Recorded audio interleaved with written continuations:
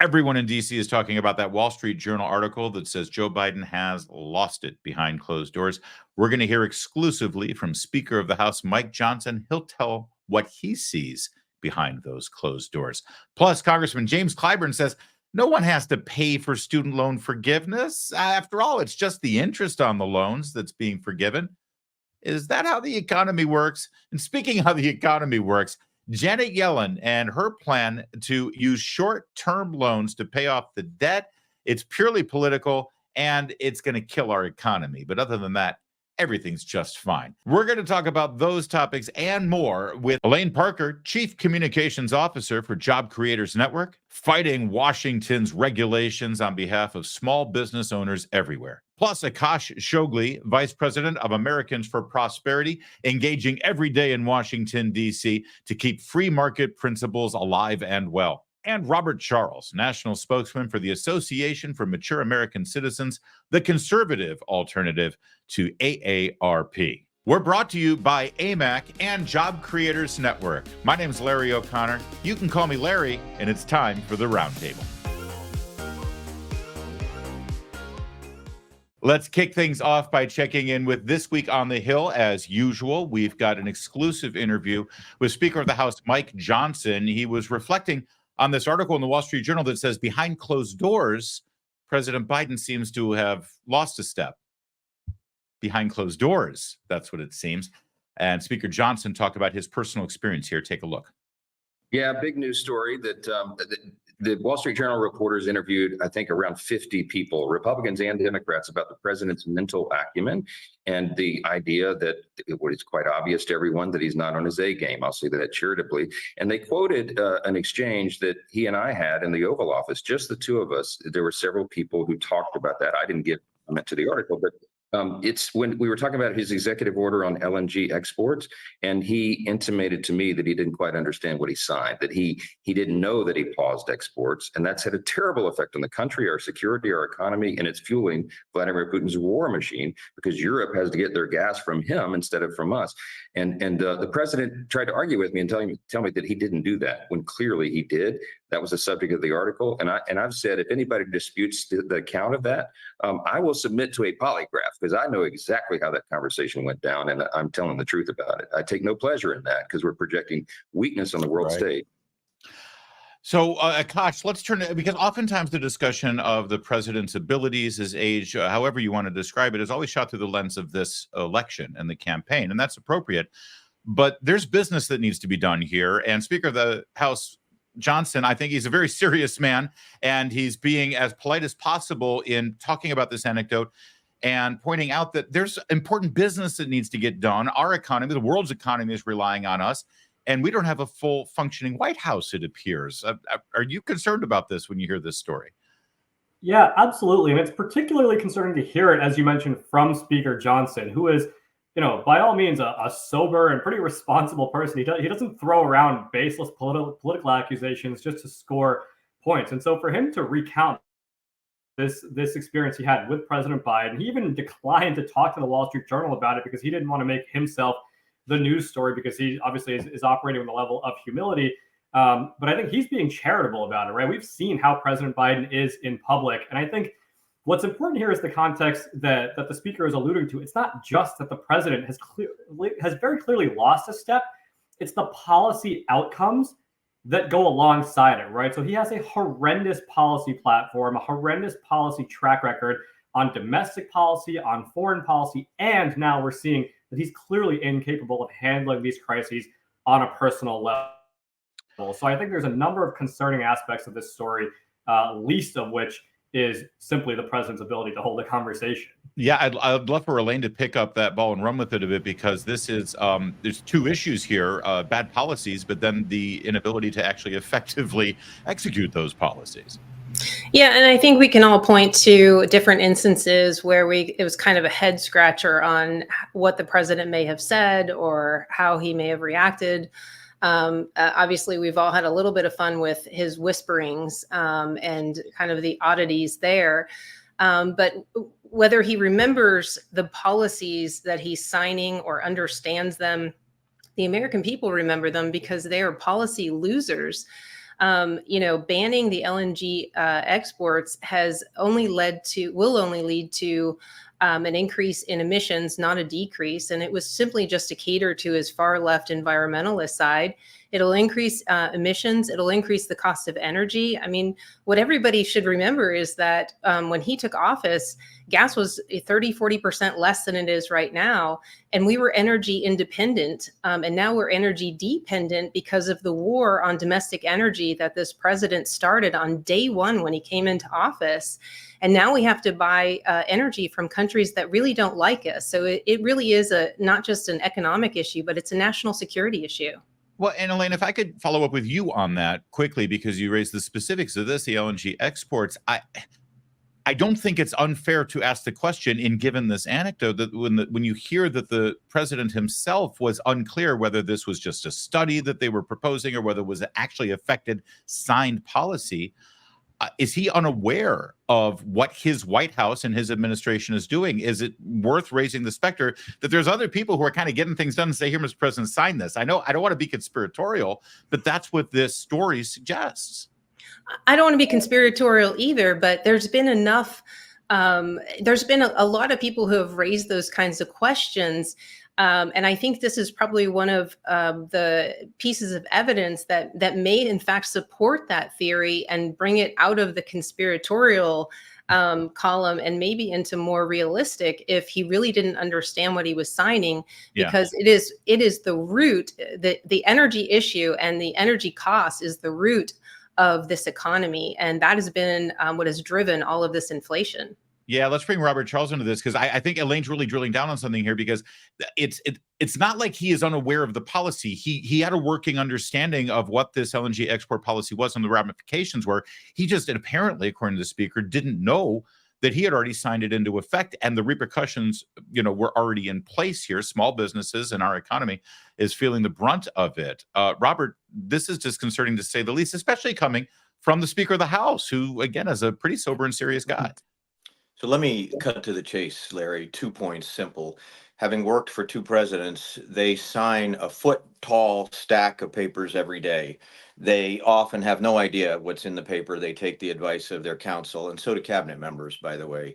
So the fact that he doesn't know something is, even if he were on his game, doesn't really surprise me.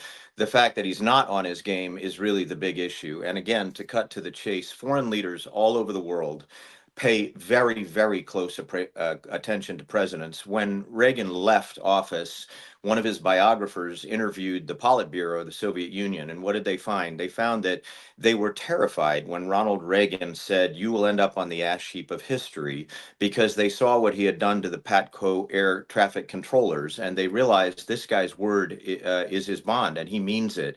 Right now, the foreign leadership around this world, in particular, Xi, and leadership in places like Venezuela and Iran, and of course Putin, are looking at this, and they're asking a very simple question. This is not a mystery. He's not only one step behind, he's not even in the same ball field, okay? He's out there in a completely different field.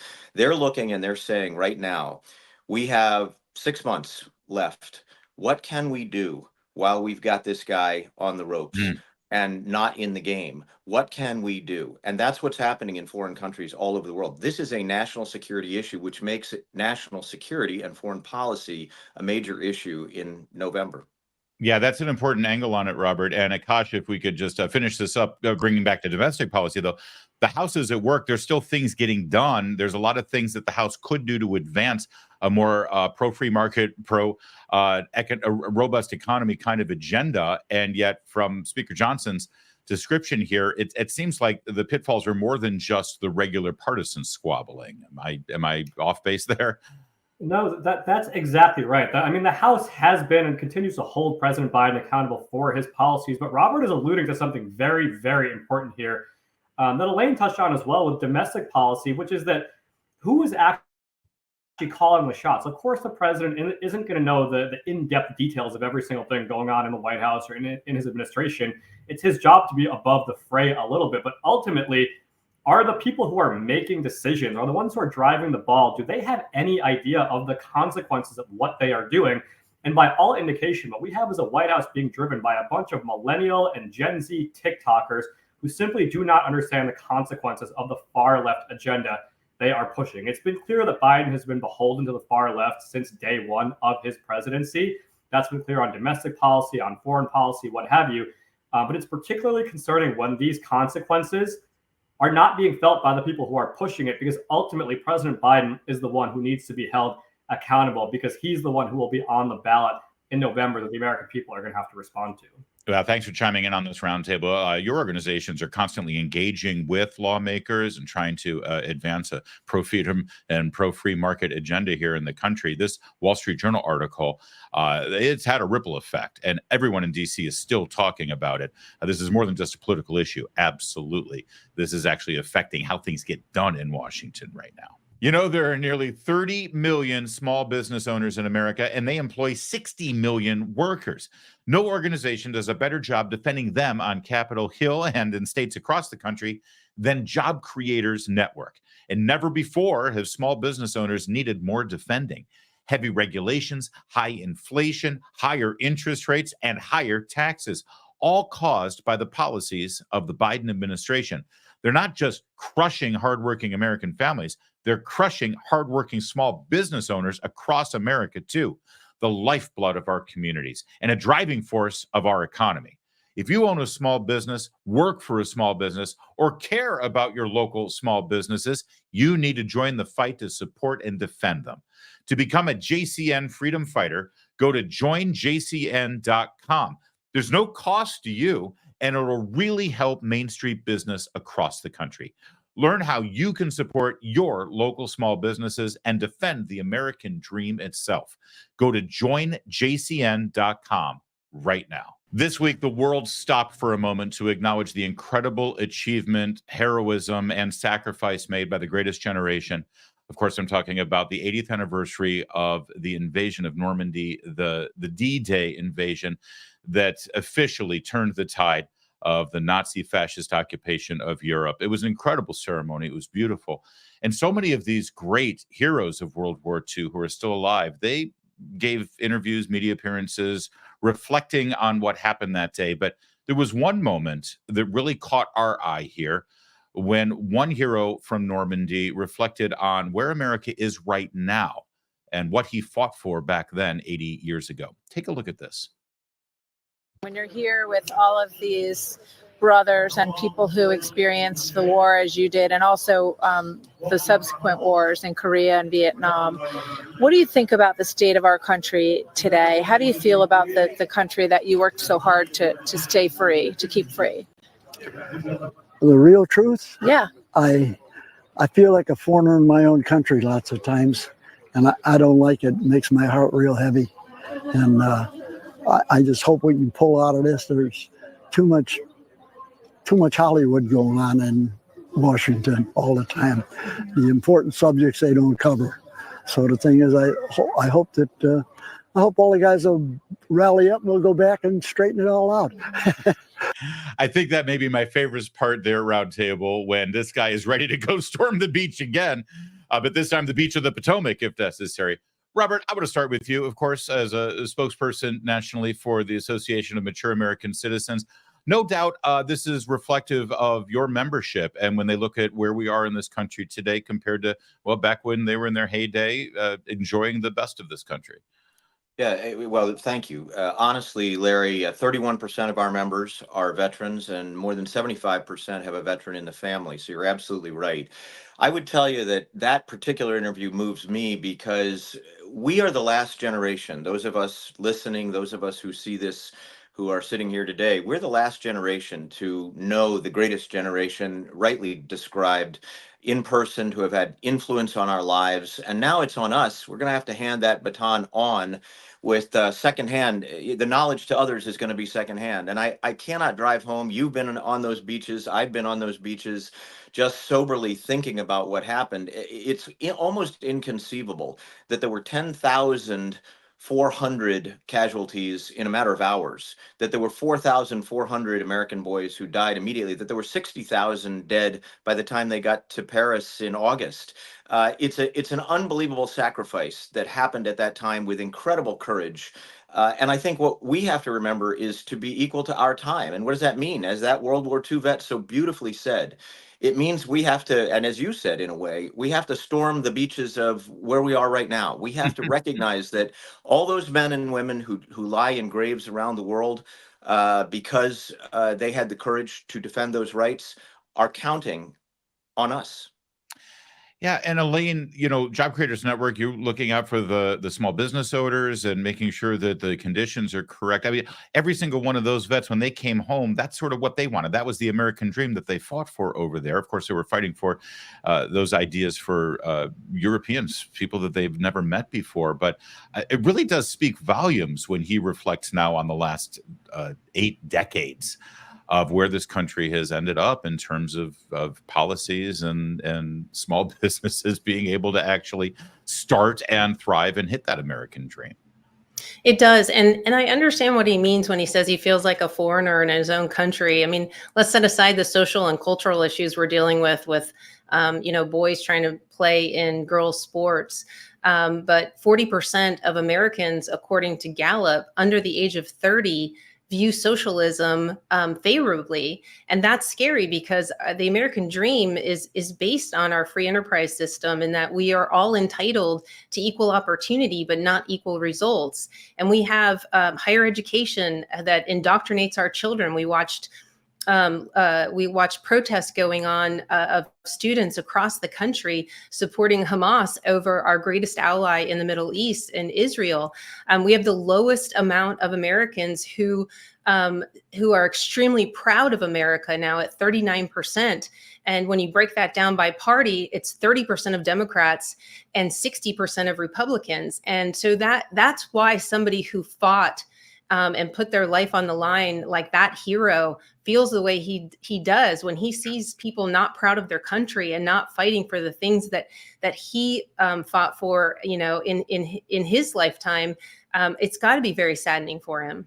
Yeah, it's a great point. If you think about it, his entire adult life stretches back to the Truman administration. That means the beginning, middle, and end of the Cold War. And now here we're living in a country where socialism is celebrated and embraced. Akash, let's bring you in here because it was another thing that stuck out to me. And that was, he said, Washington focuses on all the wrong things. They're wasting all their time on these things. And boy, I bet given the fact that you engage with Capitol Hill on a regular basis, you could probably echo our hero from Normandy. There's no question about it, right? You flip on C-SPAN or any congressional hearing and it's Hollywood. It's exactly what he said, and we have to demand better. I think what his quote really, how it moves me, is that America is and continues to be the greatest country in the world, bar none. But no day more so than D-Day underscores why that's the case. It's not just the idea of America and the opportunity that it affords to every American, but it's the fact that there have always been Americans willing to die for those things, for every American, and for those ideas to be, spread to every single person in the world because everyone deserves them.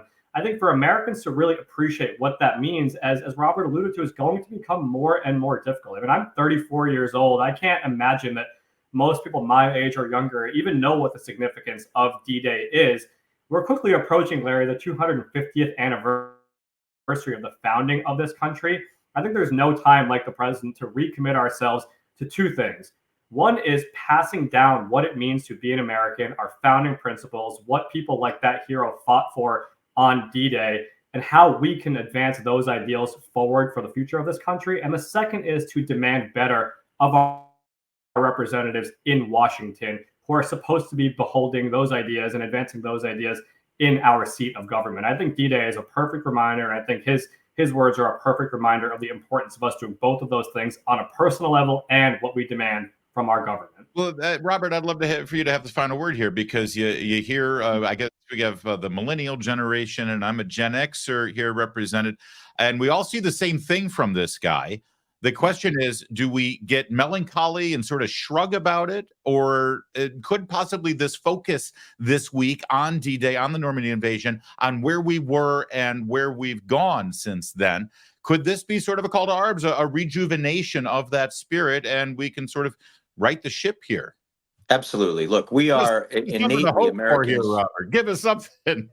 Yeah. So innately, Americans are optimists. And really, to boil it down to two things, that event reminds us of the American dream, those who fought for it, and the significance of history. And of course, it is the double helix, the connectivity of the American dream with our history, the fact that our history is a product of people working hard to achieve their own individual American dreams, that not only gives us an appreciation for the past, but actually inspires us to do the same thing or better in the future. Thank you, Robert. And I'll also venture to say that the three organizations represented here today, too, Job Creators Network, Americans for Prosperity, and AMAC, you guys are also doing your best efforts right now on behalf of your membership and the people who support you to sort of get us back to that place.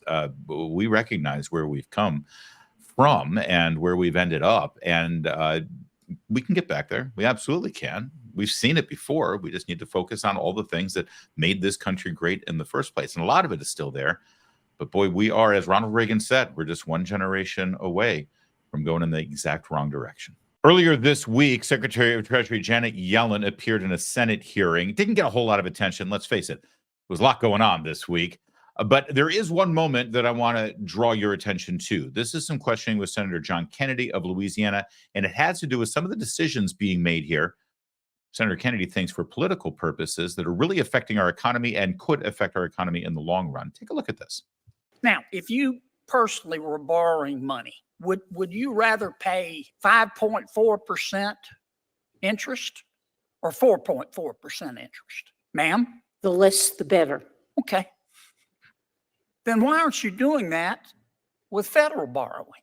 Well, in federal borrowing, our objective is to issue at least cost over time and not to try to time the market. Yeah, but you are timing the market. You issued a press release back in November that you were going to try to time the market. You issued a press release. You said, we're going to start borrowing more short-term debt. At the beginning of 2023, our short-term debt was about 15%. And last November, you said we're going to increase that. And now it's about 22, 23%. You're costing the taxpayers billions. Why are you doing that? Because what you're doing is stimulating the market. You're pumping money into the economy. And Jay Powell's over here beavering away, trying to reduce inflation. You're beavering away, trying to increase it. And the only way reason I can figure that y'all are doing that is to try to give the economy a sugar high 5 months before an election. Why else would anybody want to borrow at 5% when you can borrow at 4%? Boy, oh boy, at a time when we're spending all our attention on Trump's trial in New York and the Hunter Biden trial and polls for the election, I wish everyone saw this exchange. Akash, I know this is speaking right to Americans for Prosperity, all of this spending of money that we don't have, that our children or grandchildren are going to have to pay back, and how they're sort of doing it short-term versus long-term rates. Meanwhile, interest rates are still sky high and no sign that they're going to budge, and inflation continues to tick up. Make sense of it all for me, Akash. No, that's exactly right. When the Democrats had full control over Congress in President Biden's first 2 years, they spent an additional $6 trillion above baseline. The Inflation Reduction Act, the American Rescue Plan, the CHIPS Act, what have you. That $6 trillion created this inflation crisis that Jerome Powell now is in a very difficult position trying to get under control. But on the subject of interest, as a result of all that spending, Larry, our net interest today exceeds how much we spend on national defense, and it exceeds how much we spend on Medicare. Just to put that into context, the amount that we spend to keep our country safe and the amount that we spend on Medicare for our seniors, both of those are less than we pay just to borrow money to fund our federal government. That is absolutely absurd. This administration, the Democrats, have been an abject failure when it comes to spending. But as we look ahead, the major inflection point is going to be what we call the fiscal cliff next year, right? We have expiring tax cuts. We have a debt limit deal. We're going to have government funding. This is a major inflection point to start to right the ship on federal spending. It can get very wonky very quickly, but I would very much encourage your listeners and your viewers to start paying attention to this issue, start seeing that phrase, the fiscal cliff and what have you. It's much bigger than just the tax side of things, because if we don't use that opportunity next spring, the first 100 days of the new Congress to get spending under control, we're going to be in a whole heap of trouble over the next decade. And I think Janet Yellen's words show us perfectly why that is. Yeah, and Elaine, it's the sword of Damocles hanging over all of us. And I think when we talk about it at this level, and when Senator Kennedy, who knows what he's talking about here, has this exchange, I don't think it hits home to the individual American, to the small business owner, to the big business owner even. I know, can you sort of put that in perspective for us in terms of the ripple effect, how this affects us on a daily basis? Because I don't think people notice. Well, I mean, the way it affects us on a daily basis is just through the higher cost of everything that we're doing. We hit a grim milestone about a week or so ago, and that's that inflation has actually reached 20%. It's a grim milestone for Americans. But our polling of small business owners, 2/3 of them say that the costs that they're paying, the price increases that they're paying, are actually higher than what's being reported. And that's a big deal for our small business owners because they are really suffering a disproportionate effect under this inflation because they don't have as much buying power.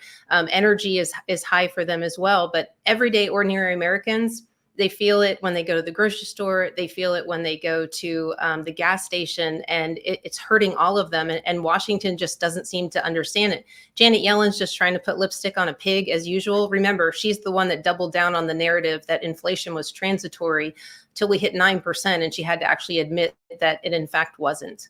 Yeah. And quickly, Elaine, if I could follow up on that, because we keep hearing from the White House that when inflation is raised and the fact that it costs more for everything, they turn it around and say, yeah, that's corporate greed.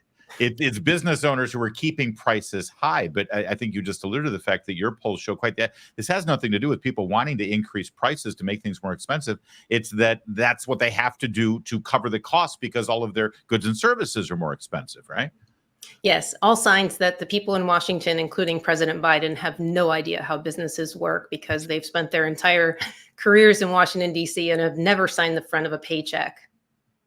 Yeah, and Robert, that brings us to, I think, who you're representing here, Association of Mature American Citizens, and so many of them are on fixed incomes, and boy, this hurts them more than anyone else. It does. So both Elaine and Akash are exactly right. And older Americans who, as Elaine pointed out, who had saved and saved and saved, and not only are they on fixed incomes, but anything they have in savings, they put 100 pennies into the bank for every dollar.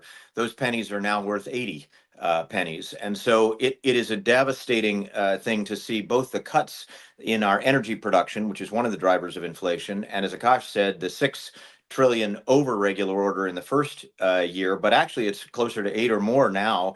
And so what did that do? What Janet Yellen is trying to do is cover up what the horrendous decisions that they've made. What they did is they overspent, which drove inflation, as everybody said, to 9% in August of 2022, which then caused the Fed, I think wrongly, to believe they had a high growth economy. So they were going to raise interest rates, which are now at a 22-year high. And what people don't realize is that interest rate also applies to the national debt. And so that same interest rate that we're all struggling under, the same way that Vietnam saw pine boxes coming home, we're seeing the economy come home to every single family in the country. I'm here in Maine. You walk around to homes, people can barely afford anything right now. And so both at the state level and at the federal level, what you've had is irresponsible management of the piece of the economy that belongs to the government. They have over-mandated, overspent, you've got high interest, and Yellen is basically what Kennedy's pointing out, is trying to cover that up with massive, massive borrowing, and at the same time covering off the expenses of borrowing in ways that are going to only drive interest higher. And by the way, the same thing Biden's doing. He's trying to forgive educational loans and buy votes that way. Bottom line is they have really screwed it up, and the average American feels it at home. Akash, this also, it should be pointed out, is sadly a bipartisan problem. When Republicans are in the White House and running this Department of Treasury, the story is much the same, not quite to the same extent, I don't think, but it's not dissimilar. I'd love for you to comment on that aspect of it and how we can finally, make this a bipartisan fix instead of a bipartisan problem. And also the part where Senator Kennedy pointed out that this is wrapped in politics, that the way that they're financing the debt on short term and pumping cash back in the economy, it's really just to sort of give the illusion that the economy is doing better than it is just to get to November. That's absolutely right. They are very creative with the manner of their different vote buying schemes in the Biden White House. But what they failed to realize is that it is exactly that kind of vote buying that has driven this inflation crisis to begin with, right? Whether it's student loan bailouts or giveaways to the electric vehicle industry, or it's quote unquote industrial policy, as they call it, vote buying is driving inflation, and it's making Americans miserable. Now, you allude to the fact that this has been a bipartisan problem. I think, frankly, the manner in which we fix that is for Republican voters to demand that this is a priority for their elected officials. If you go back to the Tea Party wave coming into 2010, 2011 was the last time we actually scored significant wins on spending, right? The sequester, the budget caps, things like that. You may or may not like those or think that they're terribly significant, but it was very clear that Republican voters demanded that Republican electeds make controlling spending a priority, and they responded accordingly. Now, as we've talked about, there are a number of other issues. The border is a mess. Our culture is going crazy. And, you know, Republicans are trying to fight back at a lot of different things. But I think if we don't come into 2025, regardless of whether Republicans have full control or one chamber or just the White House or what have you, if Republicans in Washington do not treat spending as a priority, getting it under control and really fighting back, and it's not going to be easy because the media is going to demagogue them, but they have got to stand up and fight, because if they do not do so, not only are Americans going to continue to feel economic pain that they have felt under this inflation crisis, but Republicans are going to continue to be punished at the ballot box, because at that point, what's the difference between the Republicans and the Democrats when it comes to the economy? And so I think there's a very clear message here for Republican candidates and elected officials who are going to be on the ballot this November, which is to prioritize spending and have real concrete plans to fight back on Bidenomics come January. Yeah, thank you. I hope they do that. There is a weird phenomenon, though. It seems like Republicans, when they're challenging an incumbent, they do get elected on the promise to get to this town and cut spending and bring us back to fiscal sanity. But then something happens when they get into Washington and they're convinced that nobody ever wins re-election by going back to their district and pointing out all the things they didn't spend taxpayer money on. It's only when they bring goodies back to their district that they get reelected. But I think the bottom line here is nobody's electing them in the first place just so they can keep getting elected. We're electing them so they can get the job done and then maybe not worry about getting reelected. But I guess I'm a little naive. I don't belong in this town. Hey, remember 4 years ago during all of the riots and the ideas of reinventing the police and defunding the police and reimagining law enforcement, we had these people who were saying, hey, when there's a violent, dangerous situation, instead of sending police officers and experts in law enforcement, we should send social workers to the scene. Remember that? Yeah, that was crazy. Well, in Cambridge, Massachusetts, they actually meant it. And this week, they're actually implementing that policy. Take a look. We're definitely a pioneer in this approach. A tentative plan to send a team of unarmed social workers to some emergency 911 calls in Cambridge could officially be rolled out as soon as next month, says Liz Spokesman, director of the city's new Community Assistance Response and Engagement. Having an unarmed civilian with experience in mental health going to mental health calls is really the right response. Spokesman tells us that the 5 members of the CARE team have extensive backgrounds as social workers and first responders.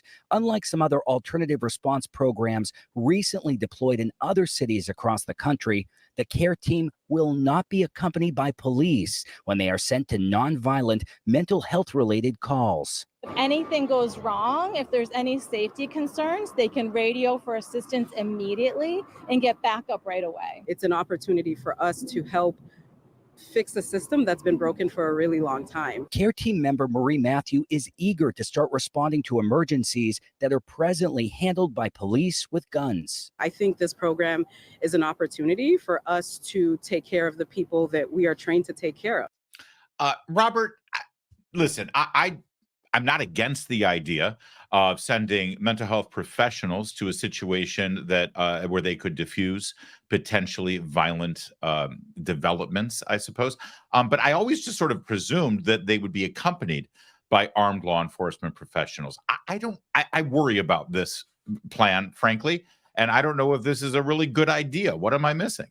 No, you're missing nothing, Larry. It's a terrible idea. The bottom line is you're putting healthcare workers or mental health workers into extraordinary danger. It's naive to the point of danger. And I think you'll find that several of them will get shot or killed, and that'll be a terrible thing. And they'll reverse and they'll say, well, we shouldn't have done this and we shouldn't have done that. And when the FBI goes to a hostage rescue environment where they're dealing with a mental health issue, they deploy the HRT, but they never deploy the HRT without the tactical team right there with them.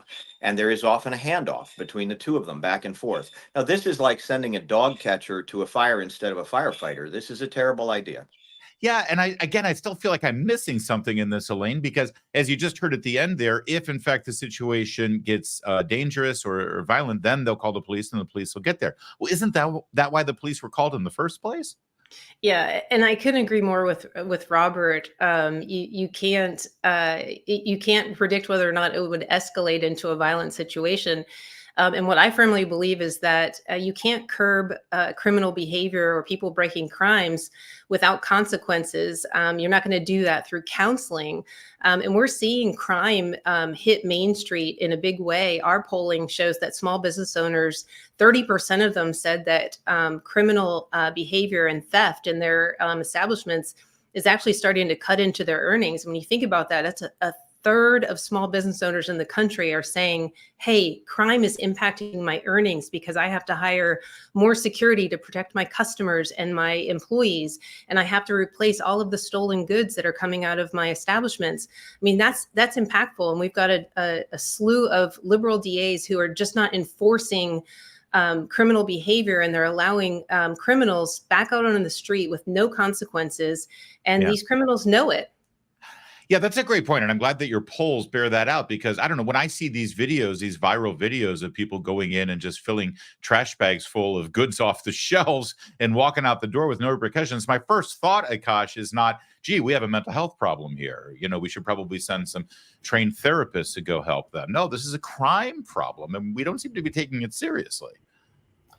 The people who are not taking it seriously, frankly, are far left progressives who run cities like this. I mean, there's no more luxury belief than to try to inflict things like this on other people and then go back to your gated community in the suburb. Ultimately, the people who are hurt most by policies like this are poor people, minorities, people who are already living in difficult circumstances, not only because they end up being subject to more crime and more danger, but as Elaine is alluding to, businesses start to close, right? We see this happen in San Francisco, where you have CVS's and Walgreens and grocery stores closing up because they don't want to be in these kinds of neighborhoods. That ends up hurting the same people who need help the most, who are the ones that these liberals claim that they care about. But ultimately, Larry, we have this beautiful system of federalism, of states' rights, of local governance.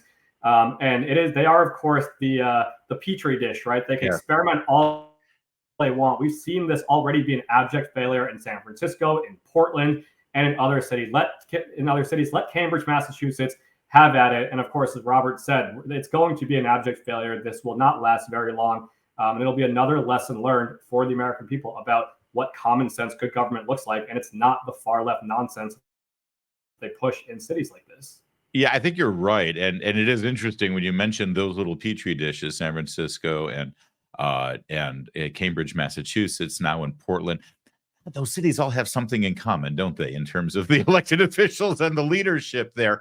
But Akash, one other aspect of this that I'd love you to comment on, and that is, our elected officials, regardless of their political affiliation and what their personal beliefs are, their paramount responsibility beyond just safety, which this affects, is also good stewardship of the tax dollars that are coming into their accounts. This doesn't seem like just a wise use of money. It's going to cost more, and I don't see how it fixes the problem that these cities like San Francisco or Portland are experiencing. That is a pretty common sense view of government that is shared not just by conservatives, but I would say by most Americans. The group of people whom it is not shared with are progressives in government. And there's one major reason that actually hasn't been discussed yet, and that is the influence of public sector unions on local government. Right? Public sector unions can engage in the political process. They help elect these people, and then they're the ones that they're negotiating against. They see taxpayers as a bottomless pit, right? And the elected officials respond accordingly, and they shovel money back to the public sector unions, all in the process of advancing this far left ideological agenda. There simply is very little concern for the taxpayer, for public safety, for common sense good government. And I think until voters in red jurisdictions and blue jurisdictions start to realize that ugly cycle of public sector unions and Democrat politicians and advancing an ideological agenda at everybody else's expense, that cycle is going to unfortunately continue. Robert, sadly, your membership at AMAC, they are disproportionately affected by these crime problems, and it also keeps them from being able to integrate properly in society because they're scared. You know, they're scared to go to the local drugstore if something happens. And there have been times when what is often thought of as a local political issue, something like law and order and crime and law enforcement, it becomes a national issue. It becomes sort of a lightning rod for even a presidential election. Are you sensing, based on where we are right now, that that could be the case in 2024? Well, no question. I mean, seniors do feel vulnerable. They've spent their entire lives investing in this system, building the system, creating the infrastructure for public safety. And I think what we really are witnessing here, and we think about it in big policy terms, but the nutshell version is that these liberals do not understand human nature. And this is a basic misunderstanding. And this is why these radical ideologies don't work. They are not in sync with how people really are and how they really think. This is essentially an appeasement at the national or international level brought down to the local level, and it always fails. Yeah, and I think it's no mistake, not just that Cambridge is generally progressive, left-wing, Marxist in their politics, but it's also the home of some of our more elite homes of higher education. This sounds like a policy that was born in some classroom where a professor is explaining how things ought to be. And well, I fear that they're going to learn a lesson. I'm afraid it's going to be a deadly lesson. A weird thing is happening on the campaign trail. Joe Biden, who always warns everyone that if his opponent wins the election, that's the end of our Constitution, and that Donald Trump doesn't respect the Constitution, and we're just going to shred the Constitution if he gets into the White House. And yet he brags on that very same campaign trail about this whole student loan forgiveness plan. And he brags about the fact that the Supreme Court actually ruled that it was unconstitutional, but he found a way around it anyway. That's kind of a mixed message, isn't it? But even stranger is the message you heard from Congressman James Clyburn this week with Neil Cavuto about that very student loan relief plan. Listen to this. What has happened in the last 4 years on student debt, for instance?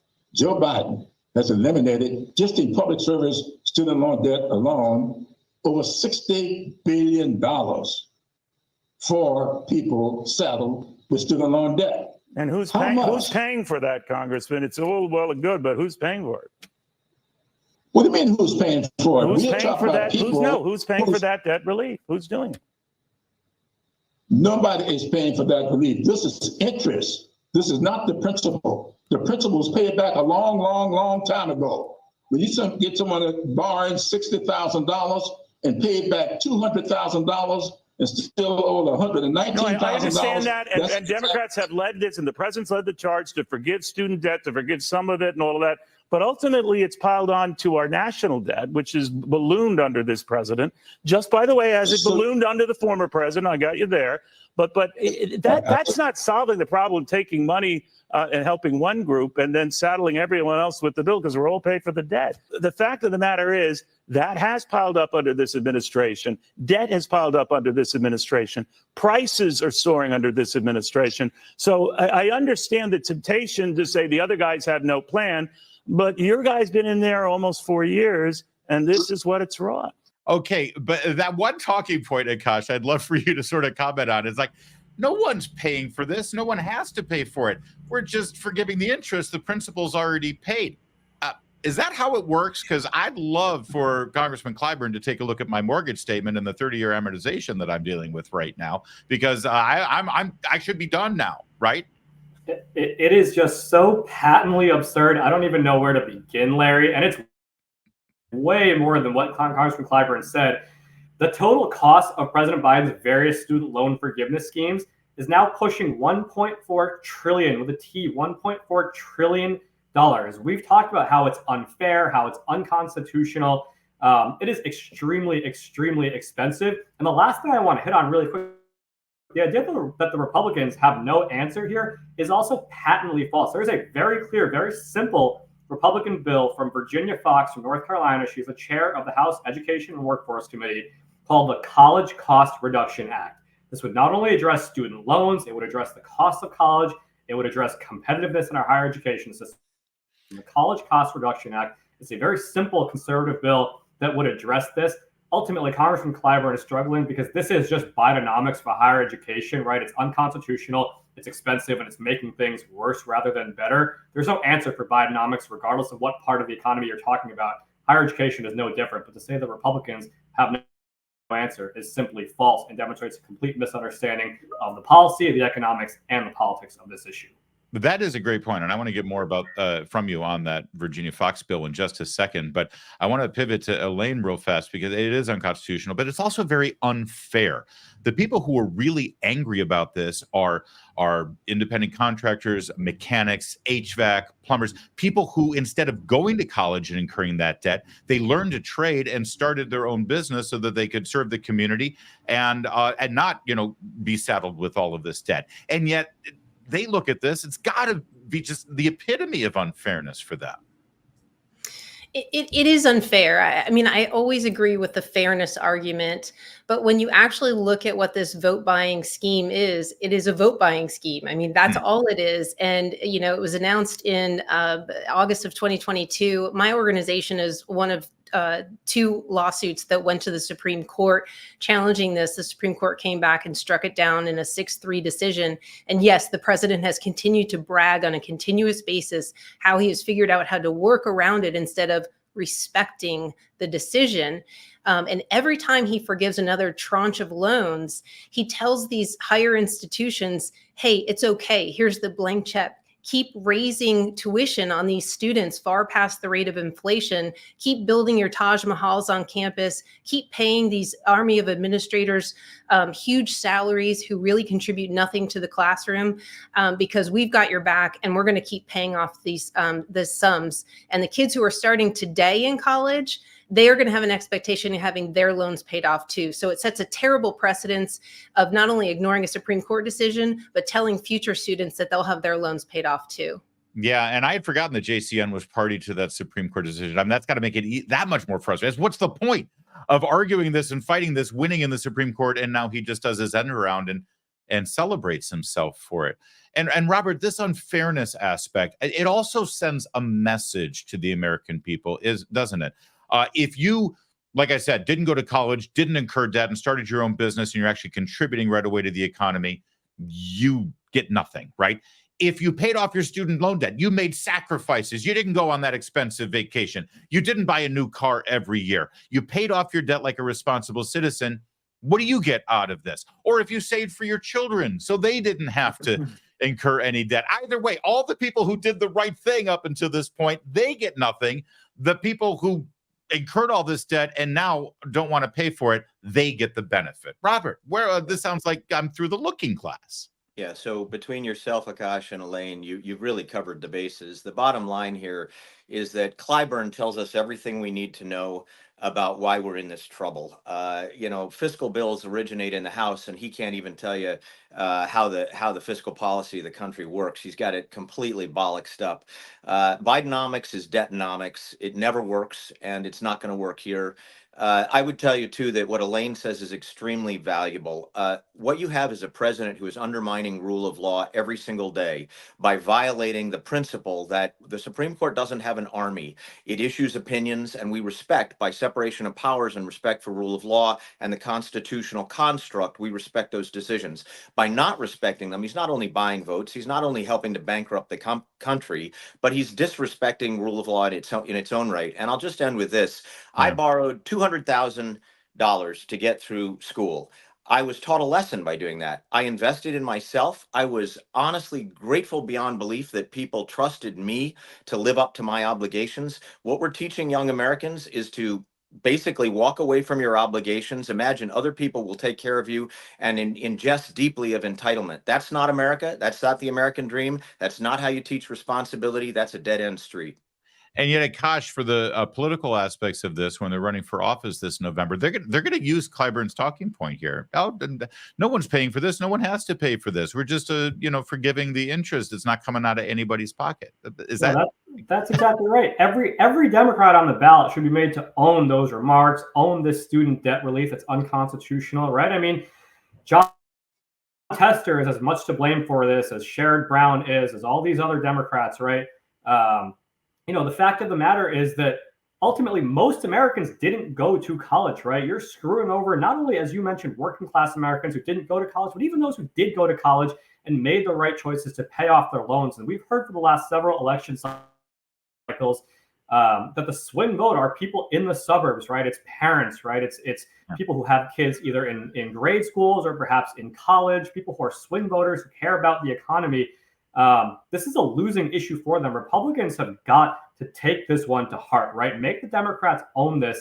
And frankly, what polls show just the other day, Echelon Insights had a great poll that shows Americans do care about helping the least among us, but they feel very strongly, it was 3-1. They feel very strongly that the way to help Americans climb the socioeconomic ladder is by getting government out of the way, creating more opportunity to climb the socioeconomic ladder, rather than through more government handouts and more government programs. The Democrats' Bidenomics agenda is the exact opposite of it. It's a perversion of what Americans believe about their own country and the abilities of their fellow Americans to make their own lives better. Republicans have got to get back to free markets, limited government, and make the Democrats own that these handouts are a failure in every way imaginable. Yeah, they got to own it. And you're right that the Republicans have their own version here, actually, that goes to the root cause of the problem, which is the skyrocketing costs of further education, of higher education. It's funny, every time the Democrats propose something new with student loans, whether it was the consolidation and federal takeover of the student loan industry, or now all of these student loan forgiveness plans, the cost of tuition keeps going up every single time. College keeps getting exponentially more expensive. It's almost like the two work hand in hand. It's almost like, what do I know? I don't have a college education.